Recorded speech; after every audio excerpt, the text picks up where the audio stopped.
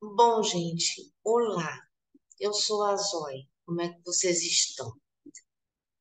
Eu estou aqui fazendo uma espécie de experiência com o Zoom para fazer, trazer material assim, com imagem, né, para ver se funciona.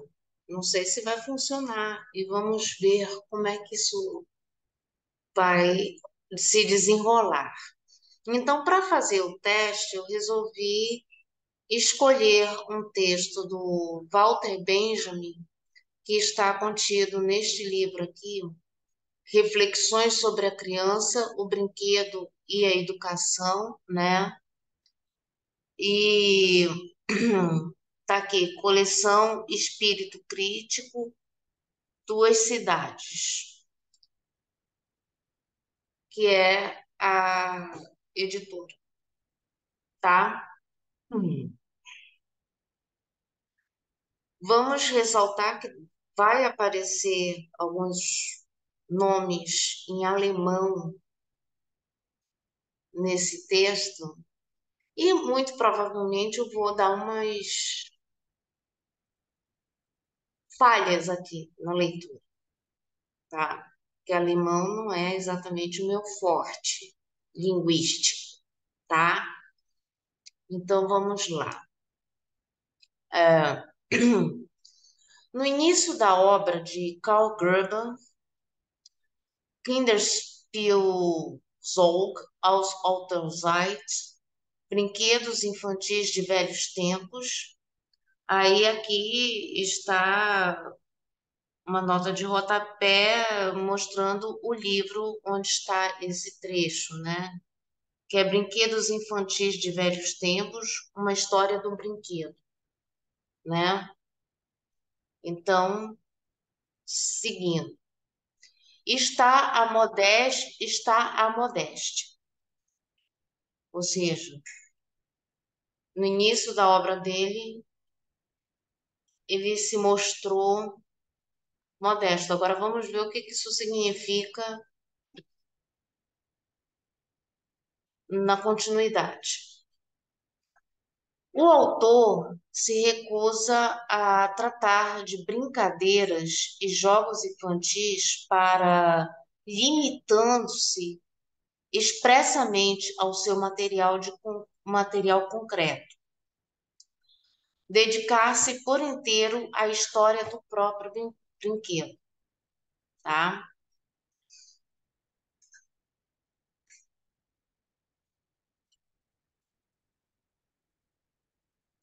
E ele está querendo aqui fazer uma demonstração da importância não só do brinquedo e brincadeira, como também de sua história.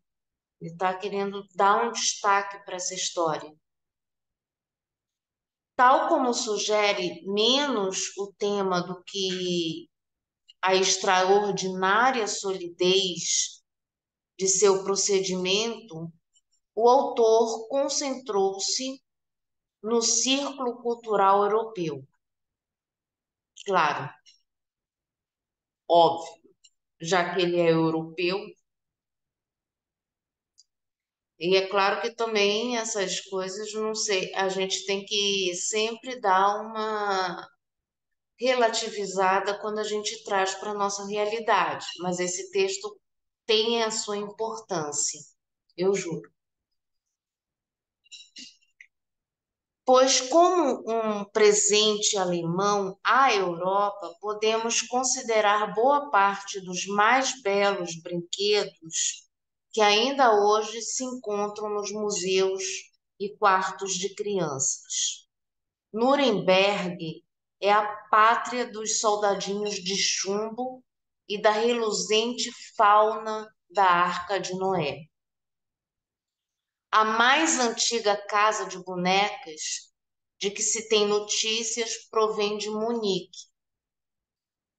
Mas mesmo quem não queira saber nada de questões de prioridade, que aqui efetivamente pouco significam, terá de confessar ter diante de si modelos insuperáveis da mais singela beleza nas bonecas de madeira, de Sonnenberg, nas árvores de aparas de madeira do é, Erzgebirge, eu acho que é assim, Erz, Erzgebirge, Erzgebirge. Se escreve com Erzgebirge, tá? Na fortaleza de Obermergauer. Obermergauer. Quando eu não souber, eu vou repetir, né? Nas lojas de especiarias e chapelarias. Na festa da colheita em estranho oriunda de Hanover. Então você tem todo aqui uns brinquedos que até estão contidos no imaginário dos brinquedos presentes até aqui no Brasil. Esse negócio de soldadinho de chumbo, que já virou historinha infantil, enfim. Isso é uma coisa importante aqui para mostrar que os primeiros brinquedos foram esses. Como você pode ver, tudo muito até pesado, materiais. Aí você tem uma descrição dos materiais, né, desses brinquedos, a temática que eles tinham, né, casa de boneca, soldadinho de chumbo, animalzinho da Arca de Noé e, e as próprias bonecas, né? Então é isso que tem aqui. No início, contudo, tais brinquedos não foram invenções de fabricantes especializados, mas surgiram originalmente das oficinas de entalhadores de madeira, de fundidores de estanho, etc. Antes do século XIX, a produção de brinquedos não era a função de uma única indústria. Aí nós já temos um dado sobre quem produzia esses brinquedos. Não eram indústrias especializadas em brinquedos. Ou seja, o que a gente também pode inferir daí que também não eram indústrias especializadas em crianças. Elas não tinham especialidade nem nos brinquedos, nem nas crianças, já que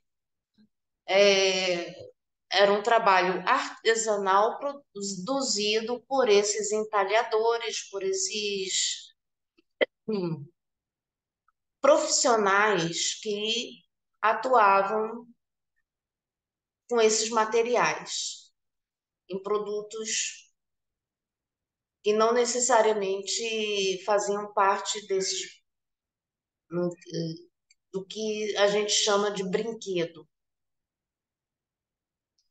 né? E que não havia uma indústria especializada, porque hoje em dia nós temos indústrias como a Estrela já existiu, a Mattel e aqueles quem fabrica aqueles colecionáveis que são os Funkos, né? Então a gente tem hoje em dia toda essa situação aí, né? de indústrias especializadas, porque elas aí vão estudar as crianças, vão entender qual é o mercado e como é que funciona o mercado infantil ou adulto também, mas a especialidade é brinquedo e muitas vezes atendendo públicos infantis, ok? Então, o estilo e a beleza das peças mais antigas explicam-se pela circunstância única de que o brinquedo representava antigamente um produto secundário das diversas oficinas manufatureiras, as quais, restringidas pelos estatutos corporativos, só podiam fabricar aquilo que competia ao seu ramo. Então, se você tinha bonecos de chumbo, como é que eles eram produzidos?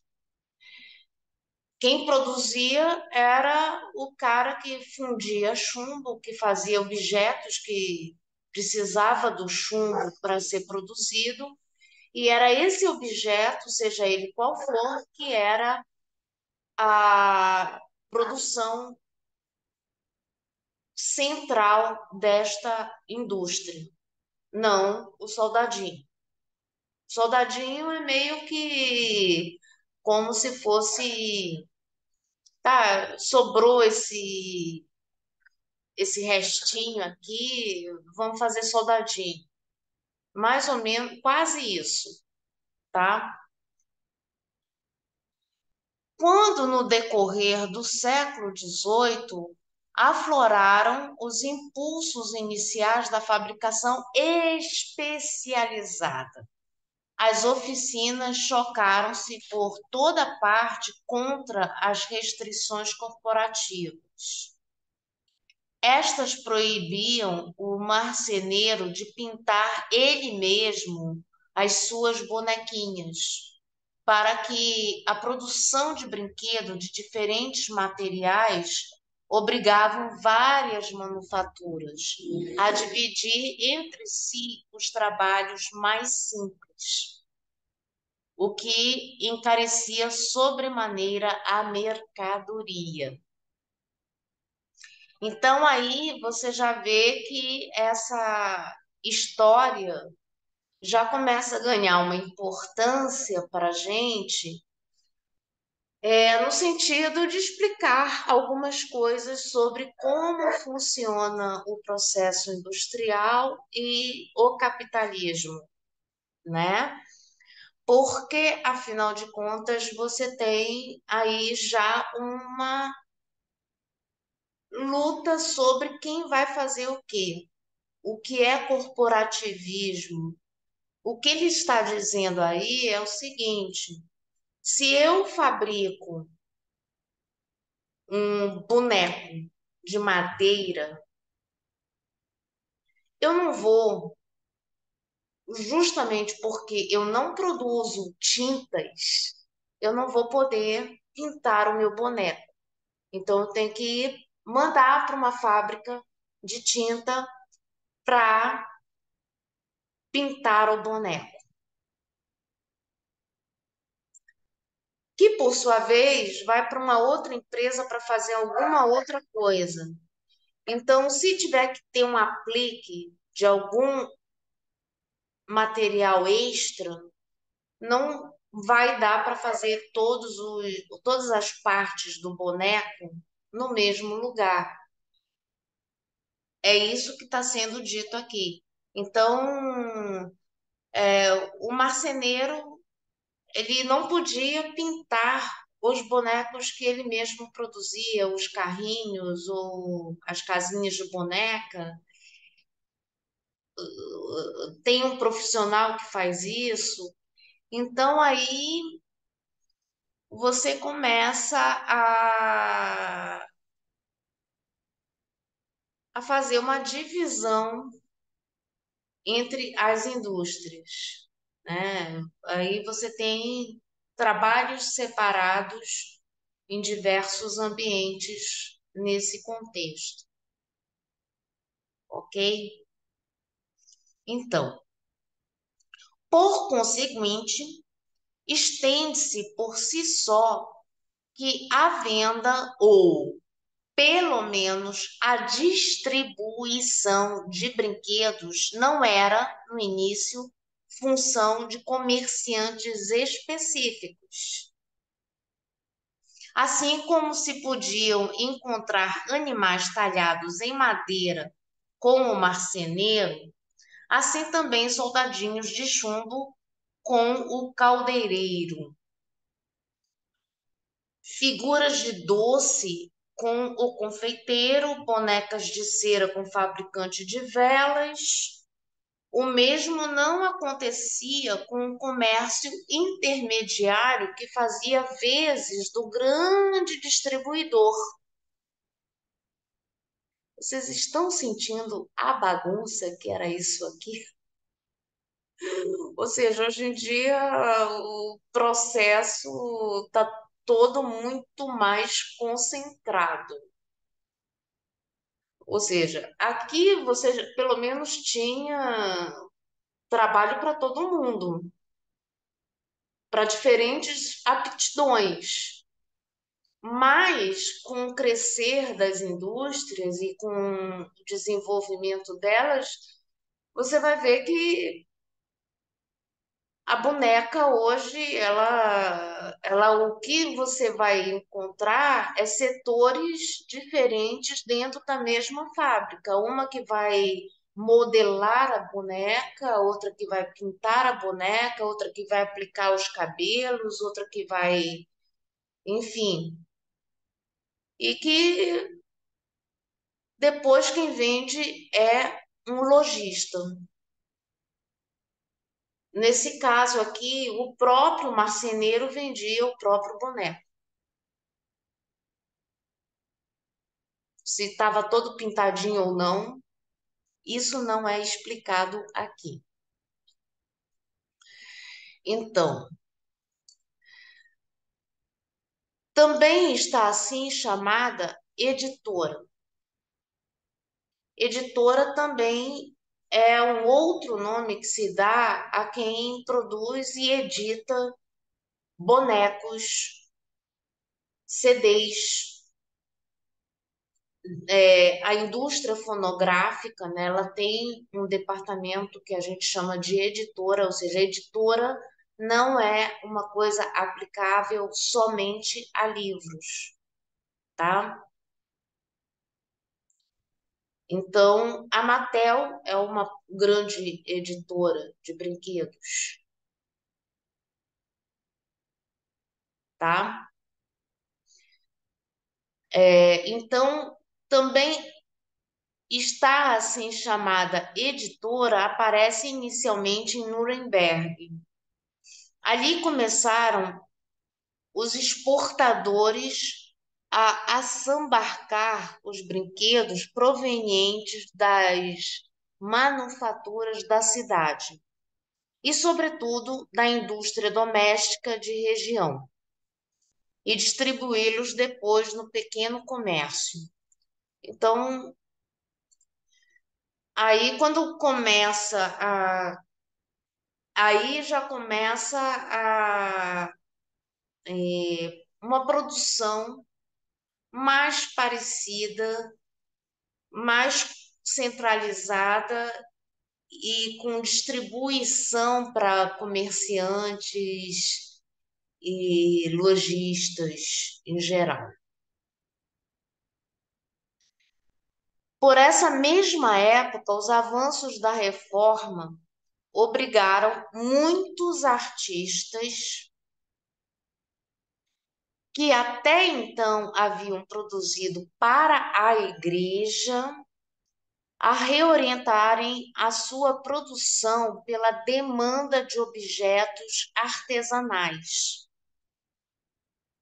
e fabricarem objetos de arte menores para decoração doméstica, em vez de obras em grande formato. Então, muito, o que dá para a gente perceber aqui nesse trecho do texto é que muitos fabricantes que já produziam, incluindo imagens sacras, começaram a participar desse mercado também.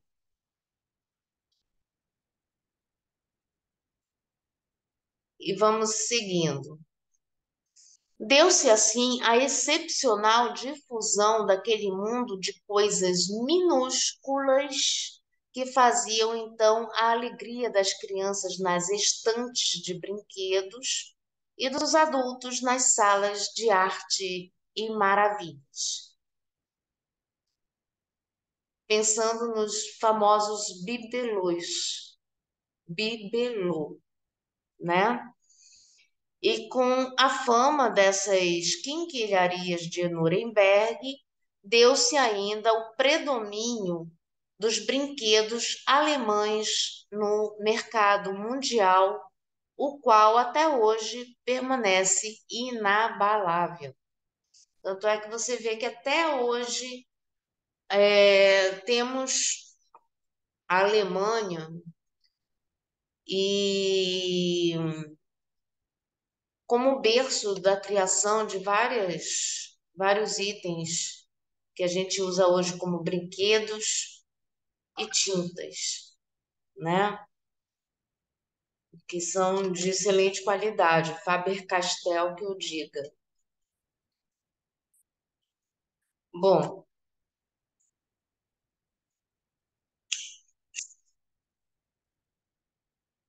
sequência. Considerando a história do brinquedo em sua totalidade, o formato parece ter uma importância muito maior do que se poderia supor inicialmente. Com efeito, na segunda metade do século XIX, quando começa a acentuada decadência daquelas coisas, percebe-se como os brinquedos se tornaram maiores, vão perdendo aos poucos o elemento discreto, minúsculo e sonhador. Será que somente então a criança ganha o próprio quarto de brinquedos? Somente então uma estante na qual pode, por exemplo, guardar os seus livros separados dos livros pertencentes aos pais? Não há dúvida. Bom, ou seja, é nesse momento em que os brinquedos começam a ganhar esse vulto, né, de que as pessoas começaram a ir atrás dessas quinquilharias. Só que à medida que a coisa foi expandindo, as pessoas, claro, em algum momento as pessoas vão tentar fazer um bonequinho desse tamanho um negócio maior e maior e maior. Aí, quando as crianças começam a se interessar mais pelos brinquedos do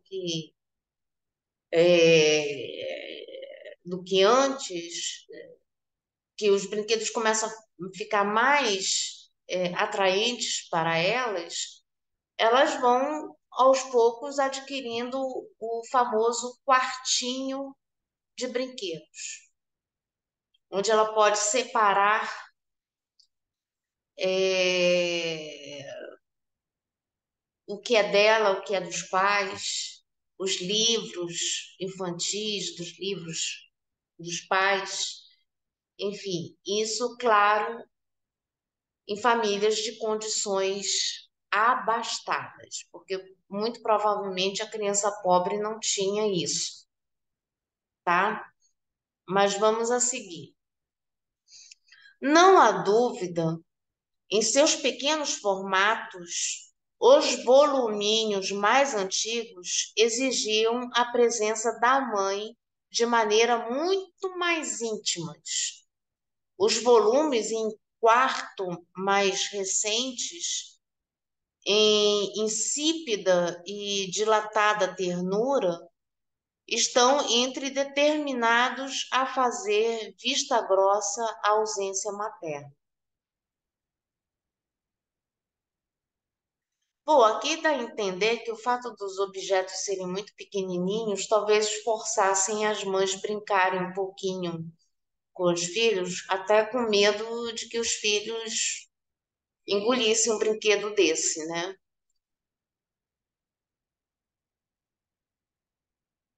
E aí você já começa a ver um caminho na direção do brinquedo substituir um pouco a atenção que ele tinha da mãe. Porque enquanto a criança está lá distraída com a boneca, a mãe está fazendo alguma coisa, tá?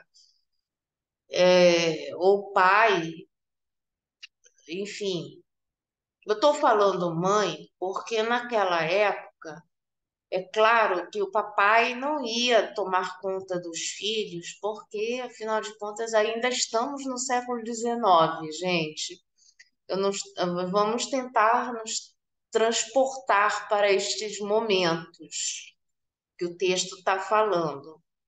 Então, eu acho que é bom a gente colocar esses avisos, porque eu estou falando mãe aqui, mas entenda que a gente ainda está no século XIX, para efeito de compreensão do que está acontecendo nesse texto, ok? Aqui, seguindo. Uma emancipação do brinquedo põe-se a caminho. Quanto mais a industrialização avança, quanto mais decididamente o brinquedo se subtrai ao controle da família, tornando-se cada vez mais estranho, não só às crianças, mas também aos pais. Então, isso quer dizer o seguinte, que a própria industrialização trouxe essa situação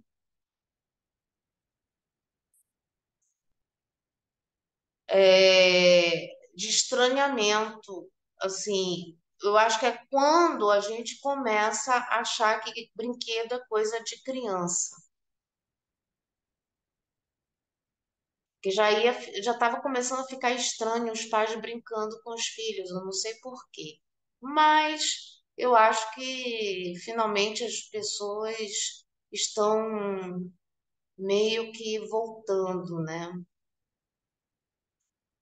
Entendendo a importância de se brincar com os filhos. Seguindo, falta pouco.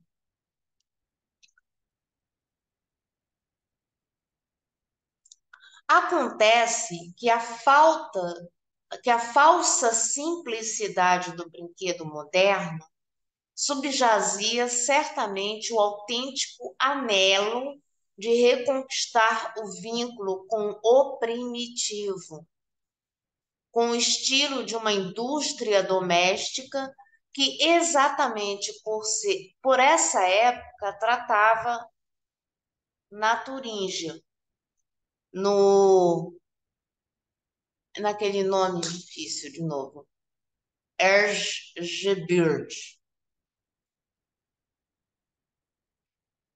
tá?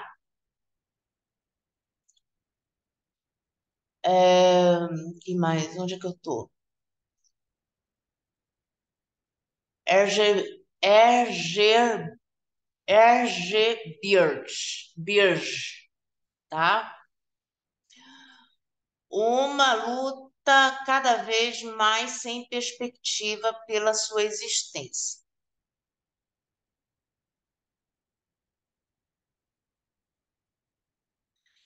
Quem acompanha as estatísticas financeiras dessas indústrias sabe que elas se aproximam do seu fim. Isto é duplamente lastimável quando se tem em mente que em todos os materiais nenhum é mais apropriado ao brinquedo do que a madeira, em virtude tanto de sua resistência como da capacidade de assimilar cores. Pelo visto, você pintar metais, cera, essas coisas não deve ser assim tão tranquilo. E sem falar que a madeira eu acho que é menos tóxica, né? Assim, eu tenho a impressão de que a madeira, dentro desses materiais que estão sendo citados até aqui, seja o material mais seguro. Só acho,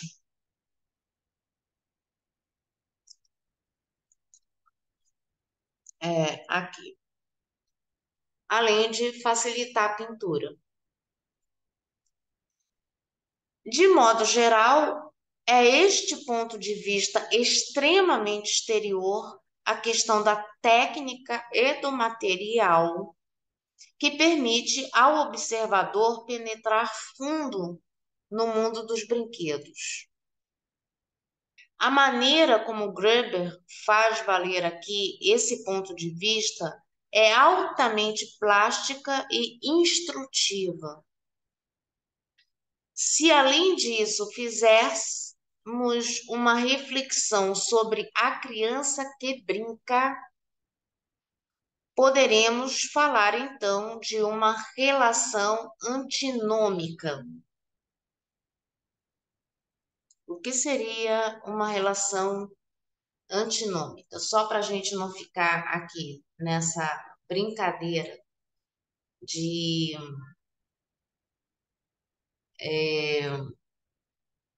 não explicar o que são as coisas, vamos ler juntos a palavra antinômica.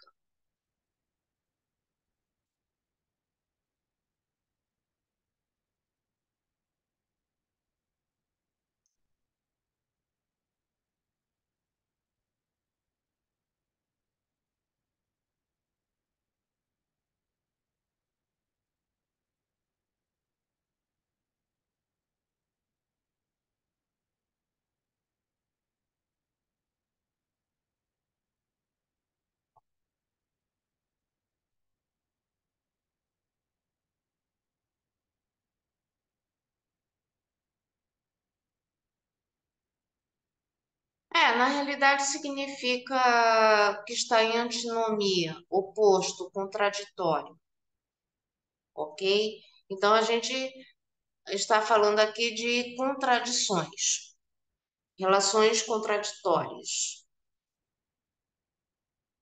De um lado, o fato apresenta-se da seguinte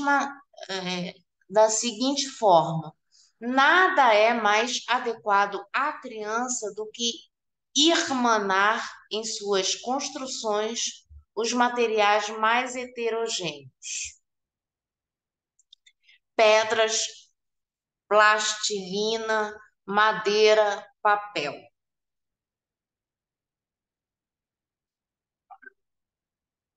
É, vamos combinar que crianças costumam ser muito criativas, né? Vocês já viram crianças fazendo bonequinhas de papel, crianças fazendo origamis.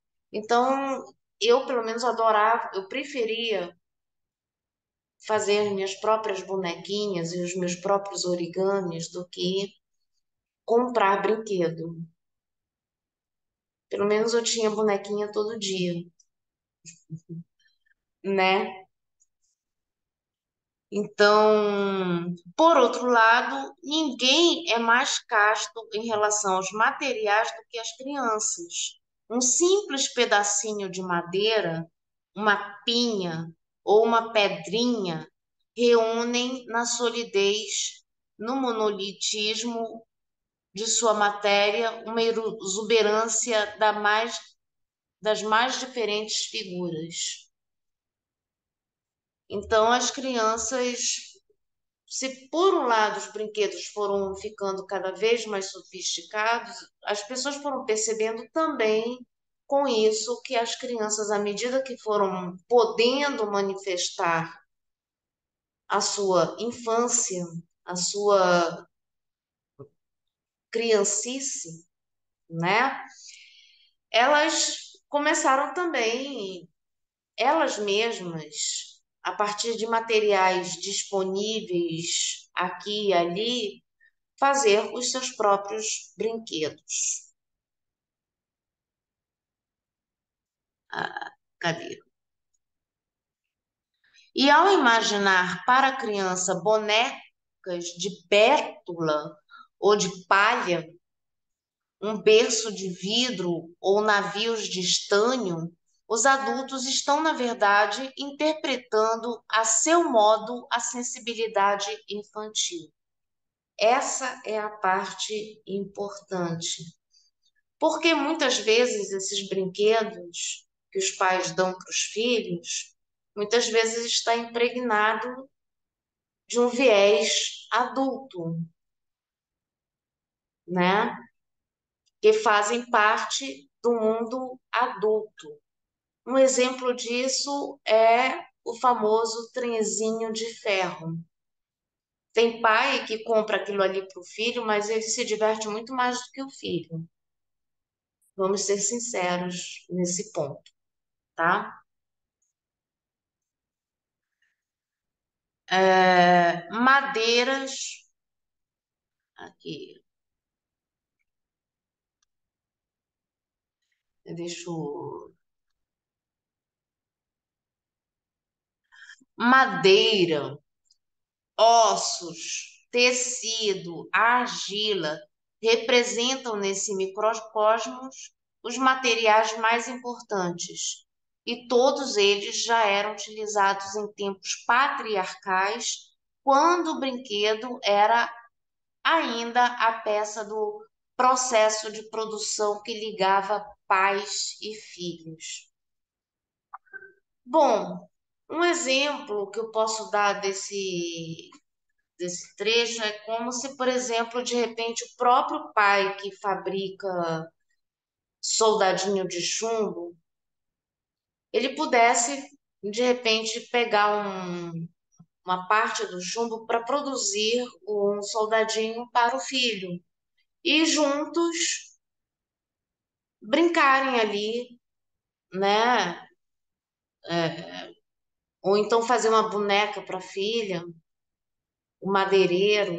Então, quando você tinha o brinquedo feito de uma maneira artesanal, produzida por esses especialistas de materiais, você tinha uma certa ludicidade e cumplicidade entre pais e filhos, coisa que você perdeu à medida que os brinquedos foram ficando cada vez menos interessantes para os adultos e mais para as crianças. Ou que os brinquedos, em algum momento dessa história, deixou de estabelecer essa conexão entre pais e filhos, que é a industrialização e o surgimento da indústria de brinquedos, tá? Mais tarde vieram os metais, vidro, papel e até mesmo alabastro. O busto de alabastro, celebrado pelos poetas do século XVII, somente as bonecas o possuíam. Então, alabastro era um material específico para bonecas. E quase sempre tiveram de pagar esse luxo com sua frágil existência. Ou seja, a boneca quebrava. Tipo, o material não era tão resistente aos ímpetos infantis, se é que vocês me entendem. Então, Uma resenha como esta pode apenas apontar para a densidade do trabalho de Greber, para a meticulosidade do planejamento e a simpática objetividade de sua apresentação. Quem não examinar atentamente essa obra ilustrada tão bem realizada, também no aspecto técnico, mal saberá o que é um brinquedo e muito menos o que ele significa. Esta última questão ultrapassa certamente a sua moldura original e leva a uma classificação filosófica do brinquedo, ou seja, é uma obra que trata dessas questões mais da estética do brinquedo, né? Que o brinquedo como arte, ou a brincadeira como prática artística possível. Hoje, talvez se possa esperar uma superação efetiva daquele equívoco básico que acreditava ser a brincadeira da criança determinada pelo conteúdo imaginário do brinquedo, quando, na verdade, dá-se ao contrário.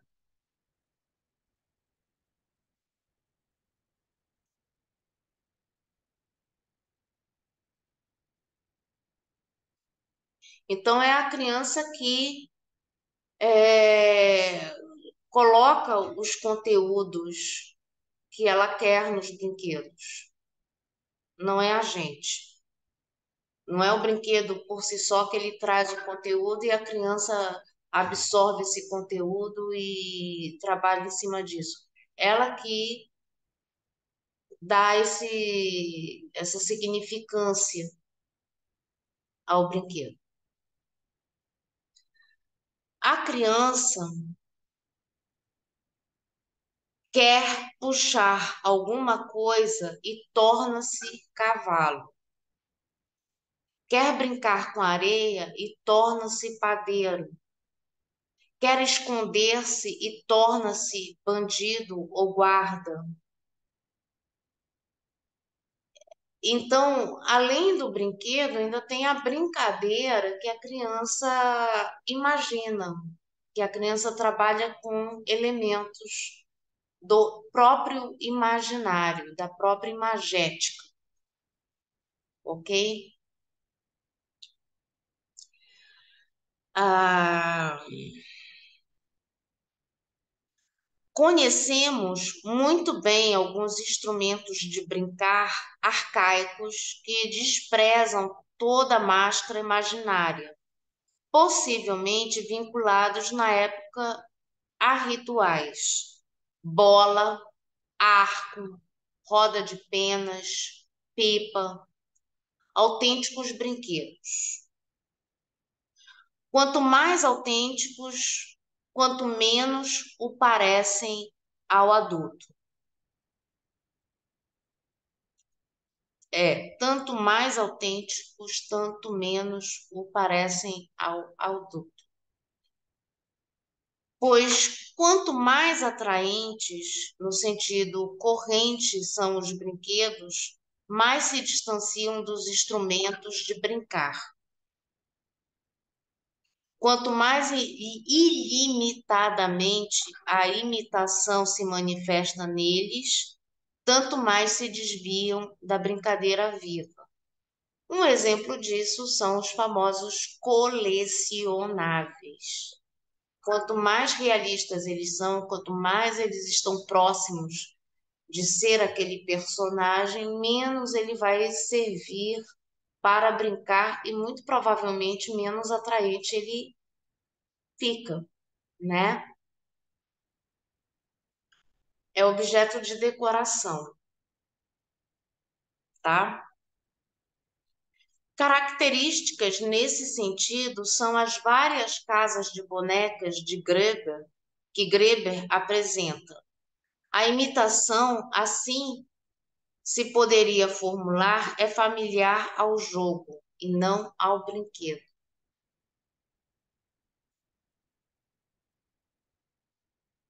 No entanto, não chegaríamos certamente à realidade ou ao conceito do brinquedo se tentássemos explicá-lo tão somente a partir do espírito infantil.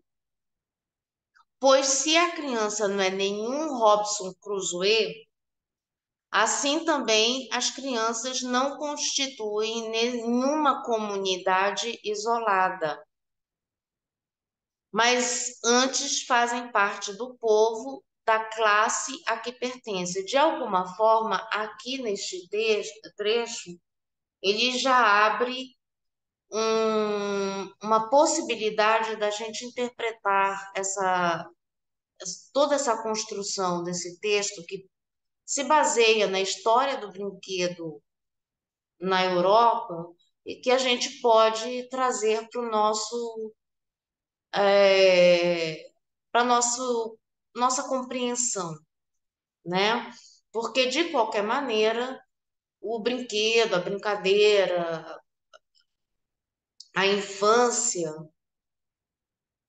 elas não estão isoladas como se fosse uma cultura à parte. Ela tem o seu universo próprio, mas ao mesmo tempo ela também compõe um corpo social que faz com que essas relações entre crianças e adultos não sejam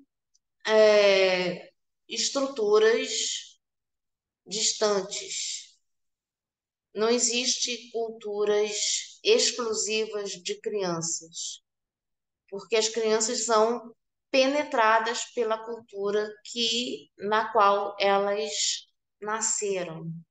Então você tem os brinquedos brasileiros e como os pais brasileiros interagem com essa criança, lidam com os filhos, vai fazer um diferencial em torno dessa questão, ok? Então, da mesma forma, os seus brinquedos não dão testemunha de uma vida autônoma e segregada, mas são um mudo, de calado, diálogo de sinais entre a criança e o povo. Percebe a importância que esse texto acaba nos trazendo? Porque no final, antes de fechar o parágrafo, a última frase, ele já coloca que essa questão é uma questão que dialoga, que coloca essa criança no diálogo constante com o contexto na qual ela está inserida. Então, tudo isso que eu falei aqui em cima sobre soldadinhos de chumbo, bonecas de madeira, casas de sei lá o quê, a gente pode pensar nessas estruturas que têm os nossos brinquedos nacionais, bonecas de pano, por exemplo, que eram muito feitas pelos pais antigos, né? E produções baseadas em materiais acessíveis. E isso, de uma certa forma, é uma forma da gente comunicar ou se comunicar com essa história da criança, né? Porque sobre o brinquedo não é só uma história do brinquedo, é uma história da criança. Então, quando você tenta pegar, por exemplo, brinquedos, quando você vai falar de infância brasileira, a criança ela tem as suas próprias referências, mas elas acontecem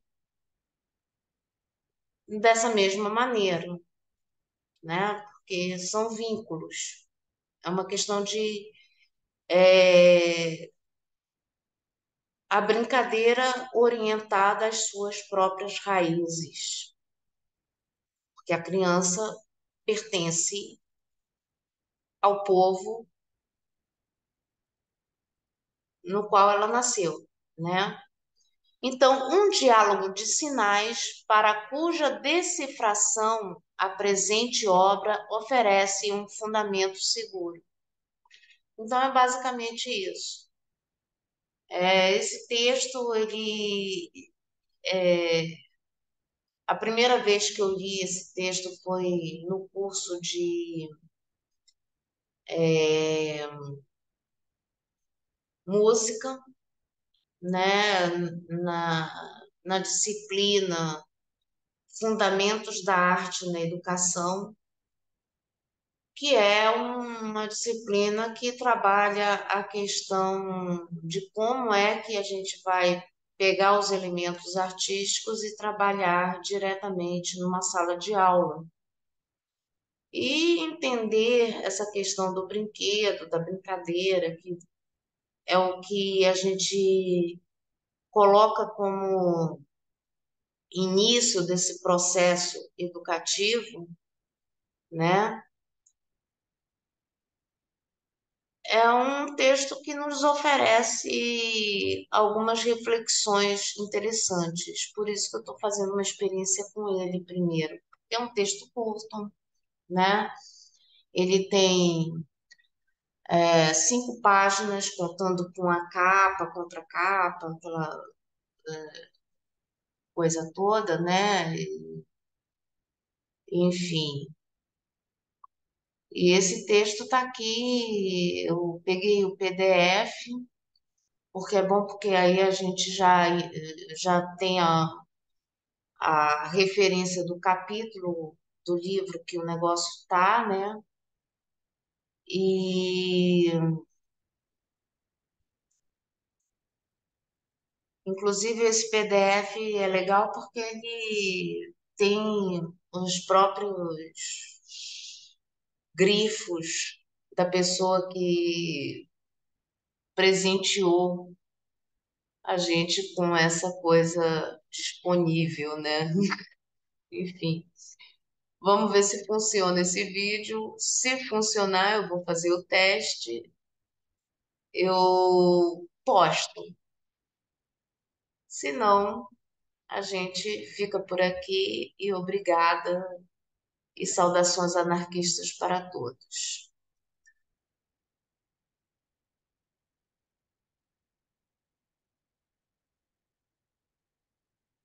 Agora,